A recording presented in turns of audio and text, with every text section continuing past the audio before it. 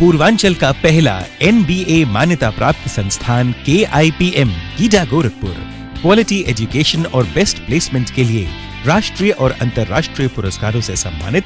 Admissions open in BTech, MTech, polytechnic, D pharma, B pharma, M pharma, BBA, BCA, MBA और MCA। Contact KIPM GIDA Gorakhpur. Operation Sindoor के जरिए पाकिस्तान में छिपे आतंकी संगठनों की कमर तोड़ने के बाद अब भारत ने कूटनीति मोर्चा खोल दिया है। मोदी सरकार ने पाकिस्तान प्रायोजित आतंकवाद को अंतर्राष्ट्रीय मंच पर बेनकाब करने की रणनीति बनाई है। खास बात यह है कि इस मिशन में सिर्फ बीजेपी ही नहीं बल्कि सभी दलों के सांसद शामिल हैं। बहुदलीय प्रतिनिधि मंडल में कांग्रेस के शशि थरूर और AIMIM के असदुद्दीन ओवैसी भी शामिल हैं। दोनों ही मोदी सरकार के आलोचक माने जाते हैं, लेकिन इस बार राजनीति से ऊपर उठकर देश की एकजुट की आवाज बनकर ये नेता विदेशों में भारत का पक्ष मजबूती से रखेंगे। तो क्या मोदी सरकार अब विपक्ष की ताकत को भी राष्ट्रीय सुरक्षा में इस्तेमाल करना चाहती है? यही है नई कूटनीति राजनीति। देश पहले, राजनीति बाद में। मैं हमेशा कहती हूं दोस्तों कि पाकिस्तान को जब भी भारत ने एकजुट होकर जवाब दिया है, पाकिस्तान को मुंह की खानी पड़ी है। भारत अपना पक्ष रखने दुनिया के बड़े बड़े देशों में अपने 40 सांसदों को भेज रहा है। और सबसे बड़ी बात, भारतीय प्रतिनिधि मंडल का नेतृत्व दो बड़े चेहरे कर रहे हैं, कांग्रेस के सांसद शशि थरूर और AIMIM के सांसद असदुद्दीन ओवैसी। जी हाँ, इससे बेहतरीन मिसाल नहीं हो सकती दोस्तों। एकता की जो मिसाल भारत अपनी तरफ से पेश कर रहा है, याद कीजिए 90 के दशक में पाकिस्तान के खिलाफ सलमान खुर्शीद के नेतृत्व में जो प्रतिनिधि मंडल गया था, उसने पाकिस्तान को नाको चने चबवा दिए थे। जब अटल बिहारी वाजपेयी और फारूक अब्दुल्ला भारत की तरफ से गए थे और पाकिस्तान की ऐसी की तैसी कर दी थी, क्योंकि 90 के उस प्रकरण में, 90 की उस घटना में पाकिस्तान का क्या मकसद था कि भारत को बदनाम किया जाए और भारत पर आर्थिक प्रतिबंध लगाया जाए। मगर जब अटल बिहारी वाजपेयी और फारूक अब्दुल्ला गए थे तो पाकिस्तान प्रोपेगेंडा को धराशायी कर दिया था। एक बार फिर ऑपरेशन सिंदूर में जबरदस्त जीत के बाद 40 सांसदों का एक प्रतिनिधि मंडल जा रहा है और इससे बेहतरीन एकता की मिसाल नहीं हो सकती है दोस्तों। खास तौर से तब जब शशि थरूर और असदुद्दीन ओवैसी इसका हिस्सा होने वाले हैं, क्योंकि आपने इस बात को माना होगा कि जब से पहलगाम में हमला हुआ है उसके बाद से ही दो चेहरे, खास तौर से असदुद्दीन ओवैसी ने भारत की बात बखूबी रखी है, पाकिस्तान को एक्सपोज किया है और हर गुजरते दिन के साथ पाकिस्तान एक्सपोज हो रहा है।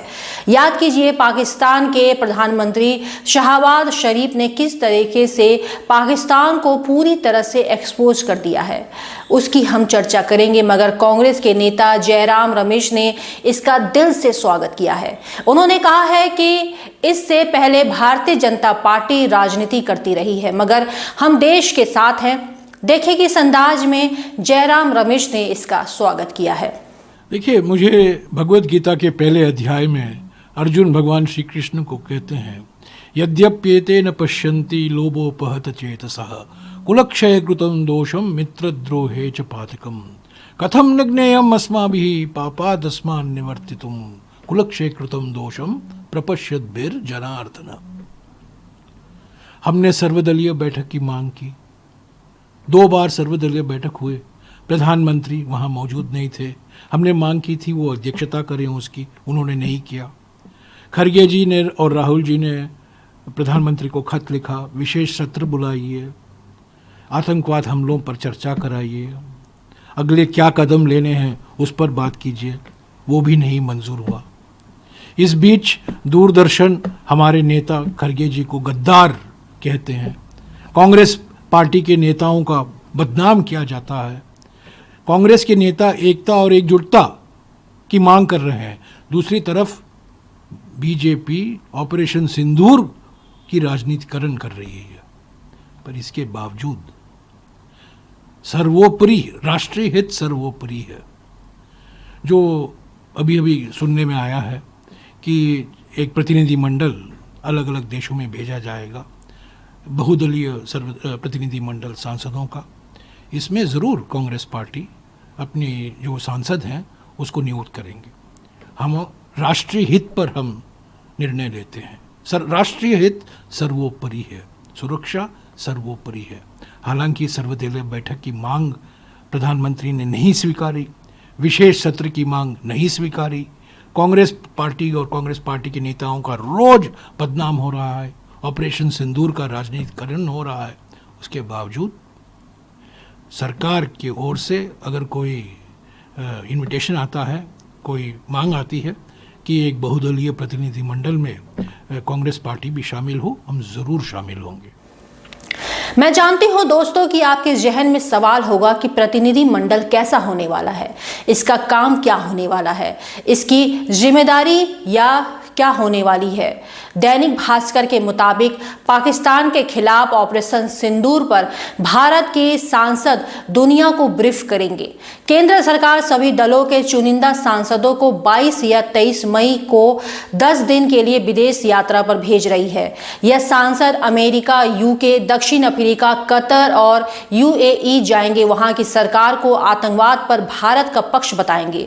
न्यूज एजेंसी पीटीआई ने सूत्रों की हवाले से बताया है कि विदेश दौरे पर जाने वाले सांसदों की संख्या 30 से ज्यादा हो सकती है और इसमें बताया जा रहा है कि भाजपा से सांसद होंगे, कांग्रेस से सांसद होंगे, टीएमसी से सांसद होंगे, Janata Dal United, टीएमके, NCP, BJD, CPIM पार्टियों के सांसद होंगे इसमें शामिल। यहां तक कि विदेश मंत्रालय ने भी इन सांसदों से संपर्क किया और कहा कि तैयार रहो। इस बारे में दैनिक भास्कर में खबर छपी है। विदेश मंत्रालय ने सांसदों को विदेश यात्रा के लिए तैयार रहने को कहा है। विदेश मंत्रालय सांसदों को डिप्लोमेटिक मिशन के लिए रवाना होने से पहले जानकारी देगा। एक पार्टी के नेता ने अपना नाम उजागर ना करते हुए पीटीआई को बताया है कि उन्हें 22-23 मई तक 10 दिनों के लिए रवाना होने के लिए तैयार रहने को कहा गया है।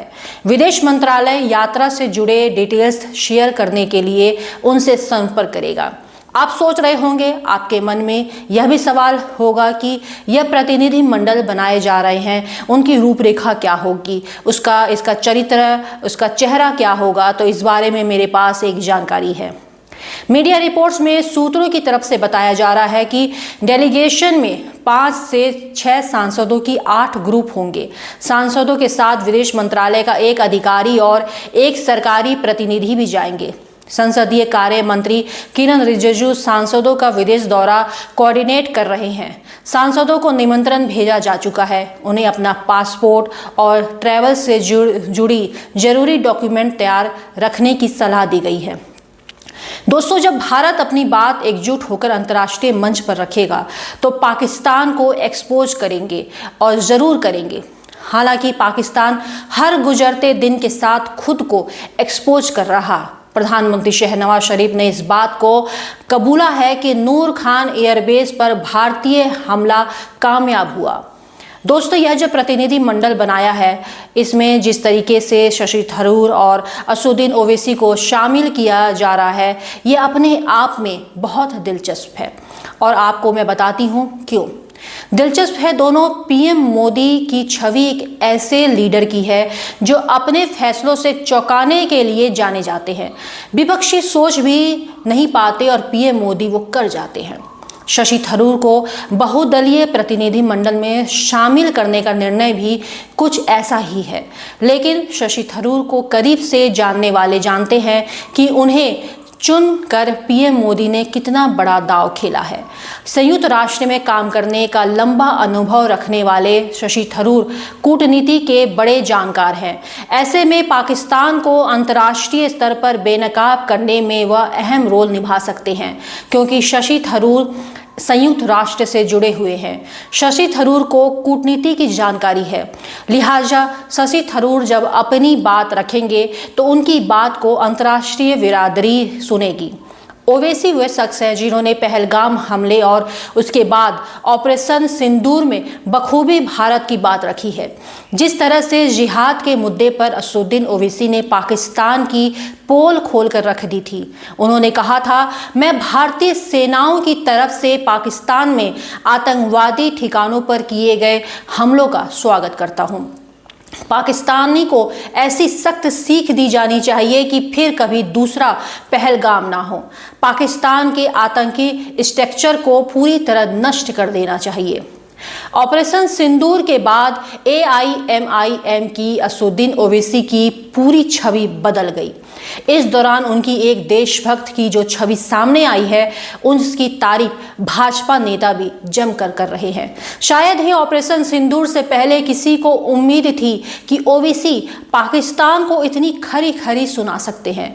ऐसे में PM मोदी ने ओवैसी को बहुदलीय प्रतिनिधि मंडल का हिस्सा बनाकर कोई हैरान नहीं किया है। दोस्तों, आपको आज की ये रिपोर्ट कैसी लगी कमेंट करके हमें जरूर बताएं, और अगर आप चाहते हैं कि हमारे चैनल को मजबूती मिले तो इसे ज़्यादा से ज़्यादा शेयर करें और ज्वाइन बटन दबाकर उसमें शामिल होकर आप हमें आर्थिक रूप से मदद भी कर सकते हैं।